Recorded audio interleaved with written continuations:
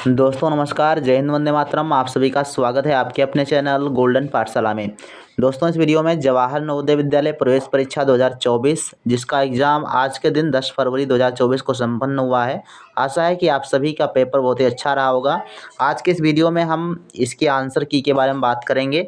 तो हमारे पास ये एफ सीरीज का प्रश्न पत्र है। अगर आपके प्रश्न पत्र का कोड कोई अन्य है तो आप लोग अपने प्रश्न का उत्तर मैच कीजिएगा और उसी के अनुसार आप मिलाते हुए चलेंगे, क्योंकि ये जो प्रश्न होते हैं वो आपके प्रश्न पत्र के कोड के अनुसार बदलते रहते हैं, इधर उधर हो सकते हैं। तो आप लोग क्वेश्चन को देखते हुए मिलान करेंगे। तो आइए शुरू करते हैं वीडियो को। प्यारे बच्चों, इस वीडियो में विज्ञान के प्रश्नों की आंसर की देखेंगे।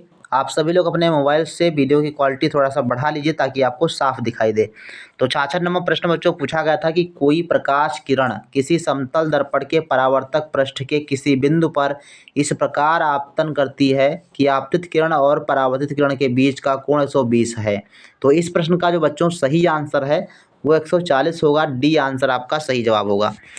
इसके बाद 67 नंबर प्रश्न है, मानव नेत्र का वह भाग कौन सा है जो उसे विशिष्ट रंग प्रदान करता है? तो परितारिका होता है। बी आंसर आपका सही है। 68 है, यदि आपतित किरण और परावर्तित किरण के बीच का कोण 130 है तो आपतित किरण और दर्पण के परावर्तक पृष्ठ के बीच का कोण कौन सा होगा? तो इसमें आपका ए ऑप्शन सही है, 25 डिग्री। इसके बाद है नेक्स्ट क्वेश्चन 69 नंबर, भूकंप अधिकतर इनके कारण आते हैं। तो भूकंप ज़्यादातर किसके कारण आते हैं? पृथ्वी की परपटी में पृथ्वी की प्लेटों की गति के कारण। ठीक है, तो इसमें आपका जो है डी आंसर सही है। 70 में निम्नलिखित कथनों का अध्ययन कीजिए। तो इसमें बच्चों जो सही आंसर आपका बनेगा, देख लेते हैं। तड़ित चालक भवनों इमारतों की तड़ित प्रभाव से सुरक्षा करते हैं, ये पहला ऑप्शन तो सही है। अधिकांश भूकंप अधिक गहराई पर भूमिगत नाभिकीय विस्फोटों के कारण आते हैं। तड़ित के समय कमरे, दरवाजे और खिड़कियों को बंद करके कंप्यूटर और टीवी का उपयोग सुरक्षित है। तो ये तो गलत ही है, तो तीसरा तो हो ही नहीं सकता है। और तीसरा नहीं होगा तो बी वाला और सी वाला आपका ऑप्शन कट जाएगा। और इसमें जो बचा 1 और 2, तो 1 और 2 आपका हो नहीं सकता है। तो राइट आंसर जो बनेगा वो डी वाला बच्चों बन जाएगा। ठीक है, डी वाला ऑप्शन बिल्कुल सही जवाब इसमें होगा, 70 का डी आंसर। 71 नंबर प्रश्न है, कौन सा विद्युत और धारा के रासायनिक प्रभाव का उदाहरण है? तो रासायनिक प्रभाव का उदाहरण आप देखेंगे तो नीचे डी ऑप्शन दिया गया है, ग्रेफाइट के इलेक्ट्रोडों पर गैस के बुलबुलों का प्रकट होना। तो ये डी आंसर सही है 71 नंबर में। नेक्स्ट क्वेश्चन की बात करते हैं, 72 नंबर है, संगीत उपकरण एकतारा व मंजीरा में कंपन के भाग क्रमशः होते हैं। तो एकतारा में तानित डोरी होती है और मंजीरा में स्वयं उपकरण ही बजता है। इसमें आपका सी आंसर सही हो जाएगा। 73 है, किसी क्षीण ध्वनि को प्रबल ध्वनि में परिवर्तित करने के लिए वृद्धि करनी होगी। तो ये जो ध्वनि होती है इसके प्रबल होने में आयाम का महत्वपूर्ण रोल होता है। तो इसमें डी आंसर आपका सही हो जाएगा। आयाम में वृद्धि करनी पड़ेगी तभी वह ध्वनि प्रबल होगी। 74 नंबर प्रश्न है, वह कारक जिस पर किसी ध्वनि की प्रबलता व तारतम्य निर्भर करता है। तो ये बच्चों होता है ध्वनि का आयाम और ध्वनि की तीव्रता। तो ध्वनि की जो प्रबलता होती है वो आयाम के कारण प्रभावित होती है और तारतम्य जो होता है वो आवृत्ति से प्रभावित होती है। इसके बाद है 75 नंबर प्रश्न, आयाम और आवृत्ति किसी भी ध्वनि को के दो महत्वपूर्ण गुण होते हैं। जब किसी कंपन का आयाम बढ़ता है तो उत्पन्न ध्वनि कैसी होती है? प्रबल हो जाती है। डी आंसर आपका सही है। इसके बाद है 76 नंबर प्रश्न, सलाभों और अन्य कीटों को भगाने के लिए उपयोग की जाने वाली नेपथलीन की गोलियां निम्नलिखित में से किससे प्राप्त होती हैं? तो कोलतार से प्राप्त होती हैं। ए आंसर सही है। 77 नंबर प्रश्न है कि नीचे कॉलम फर्स्ट और कॉलम सेकंड में दिए गए हैं, इसमें आपको मिलान करना है, उसके बाद उचित विकल्प का चयन करना है। तो देखो, गेहूं का रस्ट ये कवक द्वारा होता है, टाइफाइड ये आपका जीवाणु द्वारा होता है, और पोलियो ये वायरस से होता है, और मलेरिया प्रोटोजोआ से होता है। तो इस हिसाब से आप देखेंगे तो पहले का आपका सी, तो पहले का सी आपका देखो सी ऑप्शन में दिया गया है और दूसरे का डी। तो राइट आंसर आपका सी ऑप्शन हो जाएगा। नेक्स्ट क्वेश्चन की बात करते हैं 78 नंबर, जल में निम्नलिखित में से किस तत्व की अनुपस्थित होने पर टैडपोल वयस्क मेढक नहीं बन सकता? तो ये बच्चों आयोडीन की कमी से, सी ऑप्शन सही है। 79 है, केवल संपर्क बलों का विकल्प कौन सा है? तो संपर्क बल इसमें केवल दो दिए गए हैं, घर्षण बल और पेशीय बल।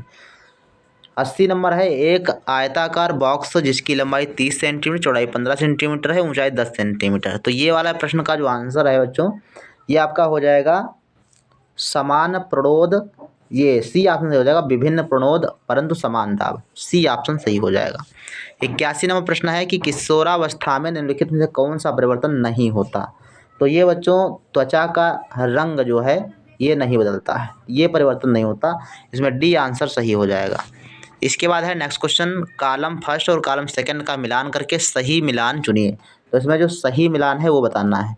तो इसमें देखेंगे सी ऑप्शन, नीले हरे शैवाल जो होते हैं वो नाइट्रोजन का स्थिरीकरण करते हैं, इसमें आपका सी ऑप्शन सही सुमेलित किया गया है। लुई पास्चर द्वारा सूक्ष्म जीवों के व्यावसायिक उपयोग के लिए की जाने वाली खोज क्रमशः है। तो 83 का राइट आंसर आपका पहला हो जाएगा पाश्चुरीकरण। लुई पास्चर ने पाश्चुरीकरण की खोज की थी।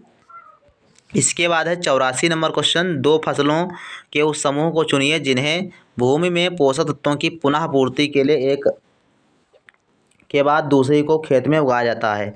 तो ये बच्चों है फलियां और गेहूं, बी आंसर सही है। 85 नंबर है किसी फसल की बुआई करने से पहले खरपतवार हटाने की कृषि पद्धति को क्या कहते हैं, जुताई कहते हैं, ठीक, सी ऑप्शन सही है। 86 नंबर क्वेश्चन है कि कृषि पद्धतियों में एक कार्य मिट्टी तैयार करना है जिसके फलस्वरूप आरंभ में मिट्टी पोली हो जाती है, निम्नलिखित कथनों में से कौन एक सही पद्धति का लाभ नहीं है। तो ये बच्चों आपका इसमें डी आंसर जो है वो सही होगा, केंचुओं और सूक्ष्मजीवों की वृद्धि करने में सहायक होती हैं। तो इसमें डी आंसर आपका सही होगा, जुताई करने से केंचुए में वृद्धि नहीं होती जबकि वो कम हो जाते हैं। इसके बाद है नेक्स्ट क्वेश्चन 87 नंबर, देश में बाघों के संरक्षण के लिए भारत सरकार ने एक परियोजना लागू की जिसे बाघ परियोजना प्रोजेक्ट टाइगर कहते हैं। यह परियोजना निम्नलिखित में से किसमें लागू की गई थी। तो ये काजीरंगा राष्ट्रीय उद्यान इसमें लागू है, और सबसे पहले जो है आपका जो है जिम कॉर्बेट जिसको हेली नेशनल पार्क कहते हैं उसमें किया गया था। इस हिसाब से आपका ए ऑप्शन सही होना चाहिए। नेक्स्ट क्वेश्चन की बात करते हैं 88 नंबर, कॉलम फर्स्ट और कॉलम सेकंड का मिलान करके सही विकल्प चुनिए जिसमें मिलान सही नहीं है, जिसमें नहीं है वो आपको मिलान करना है। तो यहाँ पर देखिएगा तो लिखा है प्राणी जात, किसी विशेष क्षेत्र में पाए जाने वाले पौधे। तो प्राणी जात जो होता है उसमें जीव जंतु आते हैं, ठीक। तो इसमें आपका प्राणी जात में किसी विशेष क्षेत्र में पाए जाने पौधों की बात कर रहा है, और यहाँ प्राणी जात का मतलब होता है कि जीव जंतु। तो इसमें बी आंसर आपका सही जवाब हो जाएगा। इसके बाद नेक्स्ट क्वेश्चन है 89 नंबर, किसी उत्तल दर्पण द्वारा बना प्रतिबिंब सदैव होता है। तो कैसा होता है। तो इसका बच्चों सही आंसर हो जाएगा जो दर्पण उत्तल दर्पण द्वारा जो बना प्रतिबिंब होता है आभासी, सीधा और वस्तु से छोटा बनता है। तो इसका डी आंसर सही हो जाएगा। 90 नंबर क्वेश्चन है निम्नलिखित कथन का अध्ययन कीजिए। तो इसमें देखेंगे तो लिखा है कि भू संपर्कन वह प्रक्रिया जिसमें आवेशित वस्तु के आवेश को पृथ्वी पर स्थानांतरित करते हैं, सही है। तड़ित की अवधि में विद्युत विसर्जन दो आवेशित बादलों के बीच होने के साथ आवेशित बादलों और पृथ्वी के बीच भी होता है। गरज वाले तूफानों के समय वायु की धाराओं के कारण बादलों के ऊपरी किनारों के निकट ऋणावेश एकत्रित हो जाता है और यह धनावेश बादलों के निचले किनारों पर संचित होता है। तो इसमें बच्चों सही आंसर आपका बनेगा एक, और इसमें 1, 2 और 3 सही होगा, ठीक। 1, 2 और 4 सही होगा, 1, 2, 4 मतलब सी आंसर आपका इसमें सही होना चाहिए। नेक्स्ट क्वेश्चन की बात करते हैं 91 नंबर, निम्नलिखित में से सही कथन चुनिए। इसमें दिया है घर्षण बल वस्तु के आकार और द्रव के प्रकृति पर निर्भर करता है, ये पहला ऑप्शन ही इसमें सही दिया गया है। 92 नंबर है, मानव कान के लिए श्रव्य की आवृत्ति का परिसर परास कितना होता है। तो 20 हर्ट्ज से लेकर 20,000 हर्ट्ज के मध्य मानव अपने कानों से सुन सकता है, इसमें बी आंसर सही है। 93 नंबर क्वेश्चन है कि भारी बोझ उठाने वाले कुली सदैव अपने पास एक लंबा सूती कपड़े का टुकड़ा रखते हैं। बोझ को अपने सिर पर रखने से पहले वे कपड़े को गोल चकती के रूप में लपेटकर अपने सिर पर रख लेते हैं। ये ऐसा क्यों करते हैं, क्योंकि वो अपने सिर का जो संपर्क क्षेत्र है वो बढ़ा लेते हैं। डी आंसर आपका सही इसमें हो जाएगा। 94 नंबर क्वेश्चन कहता है कि हाइड्रा और ईस्ट के जनन की विधियां समान हैं क्योंकि दोनों के जनन की विधि कौन सी होती है। तो मुकुलन, हमने ये कल बताया था, ठीक। बाह्य निषेचन ये भी हमने पढ़ा था कल के वीडियो में। तो ये हो जाएगा बच्चों मेढक। मेढक में बाह्य निषेचन होता है।